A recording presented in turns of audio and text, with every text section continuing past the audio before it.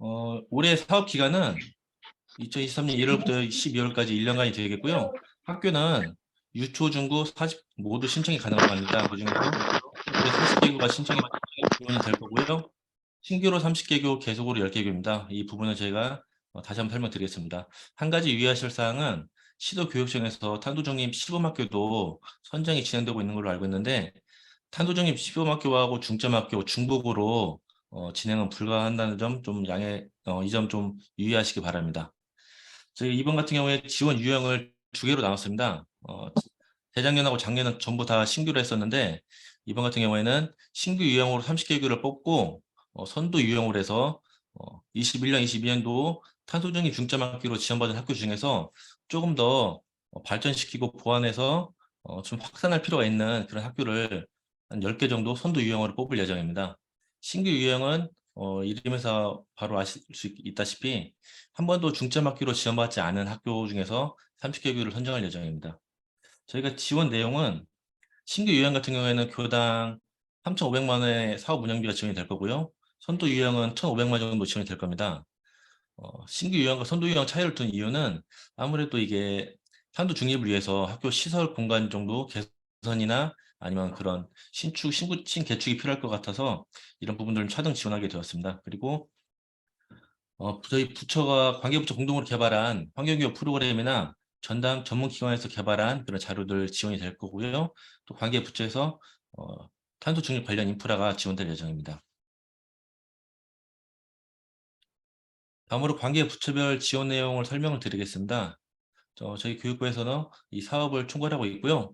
탄도 중립학교 운영비하고 운영 프로그램, 그다음 세 번째로 교실 수업 조성 키트가 있는데 이 부분은 트리플래닛이라는 업체가 있습니다. 이 업체를 통해서 저희 교육부로 업무 협약을 맺어가지고 한 개 교실 정도 화분이나 이런 어, 교실을 숲처럼 조성할 수 있도록 이런 화분을 조성하는 그런 세트가 되겠습니다. 그다음 농식품부에서는 농어촌 인성학교 연계해서 약간 지역마다 노영어촌 인성학교가 있는데 실전 체험 중심의 이런 환경교육을 실시할 수 있도록 지원할 예정입니다. 환경부에서는 기후환경교육 헬프데스크가 있습니다. 여기서 온라인 상담 참고가 되겠고요. 푸르미 이동 환경 교실은 AL이나 VR, 코딩 교육과 연계한 교육 차량이 학교를 방문해서 직접 교육을 실시해 주는 내용이 되겠습니다. 그리고 환경교구나 또 환경도서 같은 부분들을 대여를 이용하실 수 있습니다. 해수부 같은 경우에는 이것도 비슷합니다. 해양환경 이동교실이 있는데 이것도 각종 교구들을 탑재한 이동교실 차량이 있습니다. 이 차량이 학교를 방문해서 전문 강사와 함께 진행하는 내용이 되겠습니다. 그리고 온라인 상에서 국가 해양 환경에 관한 이런 교육도 이루어질 수 있습니다. 산림청에서는 이제 체험 교실 운영이 지원될 예정인데요. 이 부분은 산림청에서 별도로 또 공모가 될 예정입니다. 다만 탄소중립 중점학교는 우선 지원할 예정입니다. 그리고 이 산림교육 전문가나 이 탄소중립 숲교육 지원이 될 예정이고요. 기상청에서는 기후와 기상청은 주로 이제 기후의 기후를 중점으로 수준별 표준 교재를 활용해서 이런 기후에 특화된 교육을 실시할 예정입니다. 그리고 국립기상과학관과 연계해서 이 기후 변화 교육을 지원할 수 있겠습니다. 다음으로 추진 일정을 말씀드리겠습니다. 가장 중요한 것은 이제 신청 접수인데요. 2월 10일까지 신청서를 접수를 받을 예정이고요. 각 학교에서는 우선 교육청으로 신청을 하시면 됩니다. 그럼 교육청에서 학교에 있는 내용들을 다 모아서 전문기관을 신청을 하겠습니다. 그리고 2월 10일까지 교육청에서 공문이 발송돼야 한다는 점 이제 교육청 관계자들께서는 좀 유의해 주시고요. 그다음 심사평가는 2월 달에 있을 예정입니다. 심사평가는 이제 서면평가와 발표평가 로 진행될 예정인데요. 전문위원들을 구성해서 서면평가를 통과한 학교들 대상으로 해서 발표평가를 진행할 예정입니다. 지금 선정 기준에서 전체를 관통하는 가장 큰 내용은 이 사업의 목적이 얼마큼 타당하게 운영하느냐입니다. 이 사업 목적은 탄소 중립 실천 문화를 확산하는 내용이고 그리고 또 어떻게 학생들 대상으로 또 교직원들 대상으로 효과적으로 교육이 이루어질 수 있는가 이 부분을 중점적으로 보는 겁니다. 이 세부적으로 보자면은 이 교육 과정 및 프로그램 운영 부분, 이 부분들 좀 구체적으로 작성해 주셔야 심사위원들이 학교의 어떤 이 프로그램 운영이나 어떻게 진행할 건지, 또 그 내용이 어떻게 효과적, 효율적으로 이루어질 수 있는지를 판단할 수가 있습니다. 이제 그런 내용을 좀 유의해서 작성해 주시면 좋을 것 같고요. 구성원 참여 및 역량 강화 부분입니다. 이 부분은 중요한 거는 한두 사람이 끌고 가는 게 아니라 학교 교직원 그리고 전체 학교 구성원들이 다 참여해서 전체적인 이 탄도 중립 문화가 확산되는 겁니다. 그리고 학교 구성원들 이 개개인마다 이 환경에 대한 감수성을 제고하고 많은 내용들을 알 수 있도록 그렇게 역량을 강화시키는 게 중요하겠습니다. 이 두 가지 부분이 가장 크게 배점을 차지하고 있고요. 그다음 시설 공간 구성도 같은 맥락입니다. 단순히 시설 어떻게 바꿨다가 아니라 이 시설을 바꾸는 이유는, 또 공간을 어떻게 구성하는 이유는 탄소 중립을 위한 내용이 되겠고, 그다음에 이것을 통해서 어떻게 탄소 중립 문화를 확산할 수 있을 것인가, 그리고 어떻게 효율적으로 에너지를 감소시키고 그런 부분이 있을 것인가를 작성해 주시면 되겠습니다. 그다음 지역사회 연계 부분은 지역에 보면은 또 많은 연계할 수 있는 그 기관들이 많이 있습니다. 그런 기관들하고 연계 협력할 수 있는 부분, 그리고 또 어, 탄소 중립 학교가 사실 이제 전국에는 많은 학교들이 다 했으면 좋겠는데 이 예산상 전체가 할 수가 없습니다. 그런 차원에서 어, 인근에 있는 학교에 좀 확산할 수 있는 그런 내용도 저희들이 중점적으로 볼 예정입니다.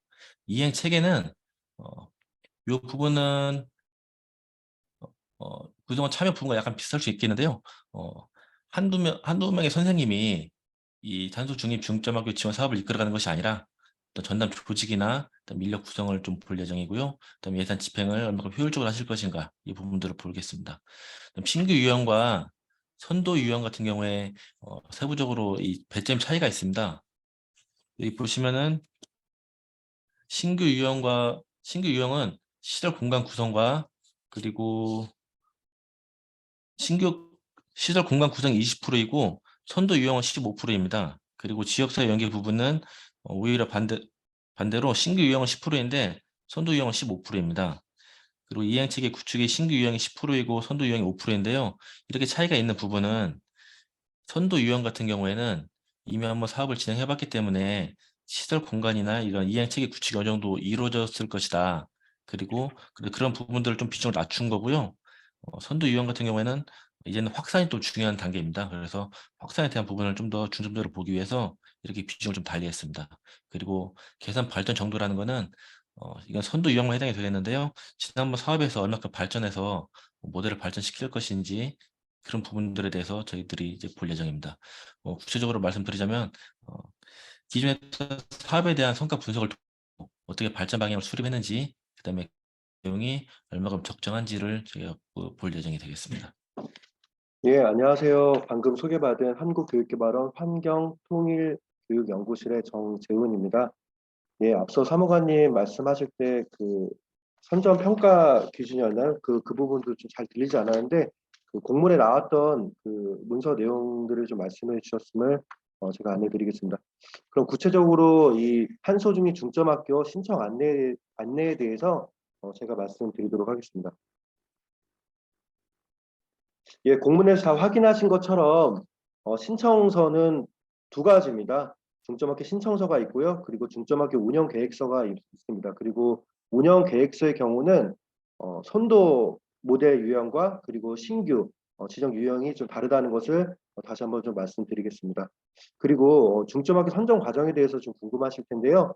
이렇게 신청서를 제출하시고 2월 10일까지죠. 저희가 수합한 이후에 별도의 심사 계획을 안내해 드려서 심사를 통해서 중점학교 40개교를 선정하게 되고요. 선정한 이후에는 그 선정 알려드리면서 저희가 멋진 현판도 함께 보내드리겠습니다. 그리고 선정 과정에서 전문가분들이 이 평가를 하실 거기 때문에 선정된 학교에 대해서는 어, 어떻게 또 이렇게 계획을 조금 더 보완해서 하시면 좋겠다는 그런 좀 컨설팅 의견도 함께 보내드리도록 하겠습니다. 그 이후에는 학교에서 저희 교육개발원도 중점학교 함께 하겠지만 학교 전체적 접근에 따라서 중점학교를 운영해 주시면 감사하겠습니다. 이 내용은 제 이제부터 좀 상세하게 말씀드리도록 하겠습니다. 예, 먼저 신청서입니다. 신청서는 신청하는 학교의 관할 교육청, 학교명, 학교 주소, 인적 구성 등을 기입하게 되어 있고요. 그리고 관련 실적은 안내된 것처럼 최근 3년간의 정부, 지자체, 해당 교육청의 환경교육 관련 지원 사업 운영 실적 또는 기타 환경교육 관련 실적을 작성해 주시면 되겠습니다. 그 다음 이제 학교 현황 동의율인데요. 동의율은 저희가 이번에 몇 프로 이상이어야지 신청이 가능하다라는 것은 넣지 않았지만 이제 경쟁이 심할 경우에는 보통 그래도 한 3분의 2 이상은 신청하셔야 선정되는데 좋지 않을까 생각이 듭니다. 그리고 유형 부분에서 신규 유형인지 선도 모델 유형인지를 맞게 체크해서 신청서를 작성해 주시길 부탁드립니다. 다음은 운영계획서 작성과 관련해서 말씀드리겠습니다. 앞서 말씀드린 것처럼 운영계획서는 두 가지입니다. 신규 유형이 있고 그리고 선도 모델 유형 이렇게 두 가지로 계획서가 나눠져 있는데요. 저희가 같은 부분은 같이 말씀드리고 좀 다른 부분은 좀 다르게 말씀드리도록 하겠습니다. 먼저 운영계획서에서 신청 배경에서 뭐 필요성 및 목적은 학교 사정에 맞춰서 쓰시면 될 것 같고요. 수학 분석하는 내용이 있는데요. 이것은 학교 여건 및 학생 특성 분석을 위해서 한번 수학 분석을 하실 수 있도록 이 양식이 넣었고요. 수학 분석은 뭐 선생님께서 잘 아시지만 학교의 강점, 약점, 기회, 위협 요인을 내적 요인과 외적 요인으로 나눠 분석하고 이를 통한 추진 전략을 수립할 수 있도록 이렇게 작성하는 것입니다. 그래서 SO 전략, 뭐 강점 기반 기회 활용, 그리고 뭐 WO 전략, 뭐 약점 보완 기회 활용, 뭐 이런 전략들을 세울 수 있는데 요거는 또 예시를 통해서 말씀드리도록 하겠습니다.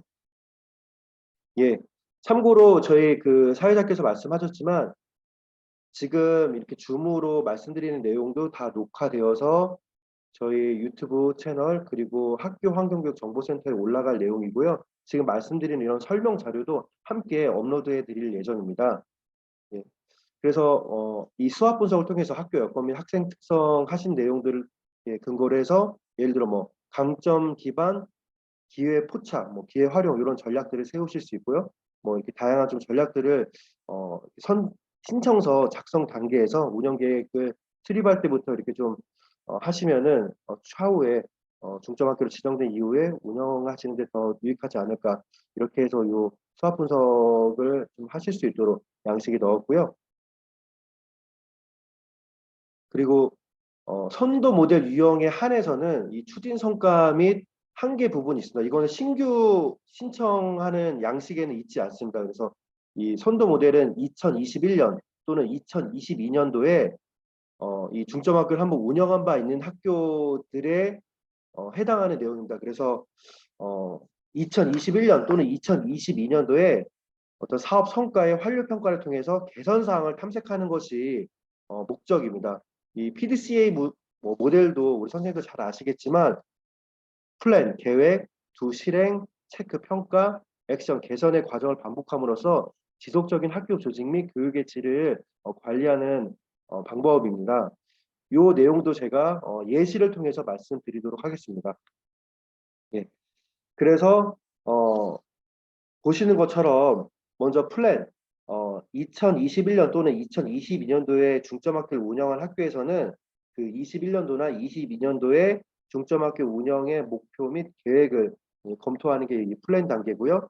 그리고 이 두 단계는 그 계획에 따른 중점학교의 추진 과정과 성과, 특히 어떤 대표적인 성과가 무엇인지 구체적 수치나 근거를 제시해서 작성하시면 되고요. 그리고 그렇게 수행하신 것이 자체적으로 어, 개선 사항은 무엇인지 좀 자체적으로 점검하시고 좀 완료하신 내용들을 적으시면 되겠고요. 그리고 네 번째 액션에서는 그렇게 그 운영 과정에 개선 사항 도출된 것을 바탕으로 신규 계획을 좀 수립할 수 있도록 21년도나 22년도에 이렇게 계획해서 이렇게 실행하고 또 실행 결과의 어떤 성과들을 점검해 보니 23년도에는 어떻게 중점 학교를 운영하면 좋을 것 같다라는 내용을 이 4번 액션에 담아주시면 감사하겠습니다. 네. 그리고 이 운영 계획 관련해서 추가적으로 말씀드린 것 중에 먼저 이 중점학교 운영 조직도 업무 부장과 관련해서는요. 가능하면 학교 구성원 모두가 참여하고 또 하실 수 있으면 지역사회 단체 협업하는 모형을 갖추면 더욱 좋겠습니다. 그리고 학교 내 학생 자치라든지 또 학부모위원회라든지 이렇게 함께 의사결정할 수 있는 구조가 갖춰진다면 아주 우수한 그런 모델이 되겠습니다. 그리고 운영 일정은 사무관님이 말씀하실 때 조금 끊겼었는데요. 월별로 연간 운영 계획을 작성해 주시면 되겠고요. 그리고 그 추진 일정에서는 이제 뭐 세부 운영 영역별로 교육과정 재구성이라든지 교원 역량 강화라든지 예를 들어 뭐 초기에 이런 내용들이 들어가겠죠. 그리고 시설 공간 구성은 언제 하겠다 이런 것들이 들어가면 되겠고요. 수요 예산 수립과 관련해서는 저희가 한 가지만 좀 말씀드리면 시설 공간 조성 항목이 있는데요. 신규 지정교는 전체 예산의 한 60% 이하로 편성해 주시면 좋겠고요. 그리고 선도 모델 재지정교는 이미 이런 시설 공간 구축이 되었기 때문에 전체 예산의 한 40% 이하로 편성해 주시길 부탁드리겠습니다. 그리고 신규 지정교도 그렇고 선도 모델 학교도 그렇고요. 이런 시설 공간 구성은 교육과정 및 교육활동과 반드시 연계되어야 됩니다. 그리고 더 좋은 것은 이런 것이 이제 선생님들만 계획해서 이런 시설 공간 구성 계획을 세우는 것이 아니라 하실 수 있으면 우리 학생들과 함께 우리 학교에 어떤 시설이 필요한지 실제로 21년도, 22년도에 운영된 중점학교 사례를 보면은 예를 들어 학생들과 같이 협의해서 뭐 우리 학교에는 분리수거장이 필요하다.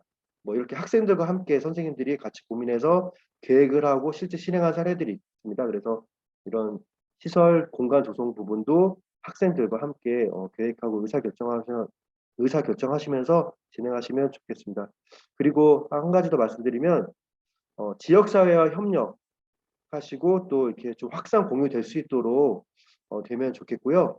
그리고 이상의 운영 계획 양식은 저희가 그냥 계획서를 작성하시라고 하면은 막연할 수 있기 때문에 몇 가지 항목으로 또 예시를 함께 말씀드린 것인데 경우에 따라서는 이렇게 저희가 제시해 드린 것에 따라서 작성하시는 게 좀 어려우실 수도 있을 것 같습니다. 그래서 수학 분석의 경우도 이렇게 수학 분석하시면 좋겠다라고 저희가 안내를 드린 것이고 필수적이진 않습니다. 그래서 학교 여건과 특성을 고려하셔서 학교 실정에 맞춰서 이 운영 계획서를 작성해 주시면 감사하겠습니다. 그래서 서식 수정도 가능하고요. 분량은 저희가 봤을 때 A4 한 5페이지 이내면 적당할 것 같습니다. 그래서 서식 수정 가능하고요. 분량은 A4 한 5장 정도 분량으로 저희가 좀 유의해 주십사 말씀드린 내용 바탕으로 작성해 주시면 감사하겠습니다. 그리고 오늘 이렇게 설명드리고 또 질의응답한 내용은 바로 이 학교환경교육정보센터에 모두 업로드 됩니다.